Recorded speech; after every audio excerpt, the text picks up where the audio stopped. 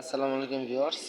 এই ম্যাগনেট দিয়ে এই 8 ইঞ্চি স্পিকার ছিল আর কি, বাংলা স্পিকার। দেখুন, এটা দেখুন, ম্যাগনেটটাও বিষয়টা এই পর্যন্তও নয়, প্লাস এটা ঢালাই।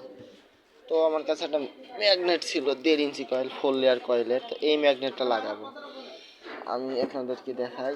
আর পেপার ছিল এটা আগের, আর স্পাইটার ছিল এটা, এগুলো চলবে না। আর কয়েল ছিল এই যে দেখুন, বাংলা কয়েল, এগুলো চলবে না। আর এখন দিব পেপারটা, তো আমার হাতে নেই। এই হচ্ছে ম্যাগনেট, 4 লেয়ার কয়েলের ম্যাগনেট। তো দিব এইভাবে, এবং এই হচ্ছে কয়েল। এইভাবে স্পিকারটি তৈরি করব খুব হেভি করে, যাতে এটা দিয়ে আমি অনায়াসে অনেক হেভি কিছু লোড দিতে পারি। আর এটা লোড দেওয়ার জন্য আর কি বানাচ্ছি, কারণ আমি চাই যে আমি নিজে হাতে স্পিকার মডিফাই করব, করে বাজাবো, দেখবো যে কোনটার কোয়ালিটি। কিন্তু একটু সমস্যা পড়ে গেছি আমি, আমাদের এলাকায় ভালো মানের পেপার কিনতে পাওয়া যাচ্ছে না। যদি ভালো মানের পেপার পাই তাহলে এটা করব, কারণ এটার জন্য ভালো মানের পেপার লাগবে।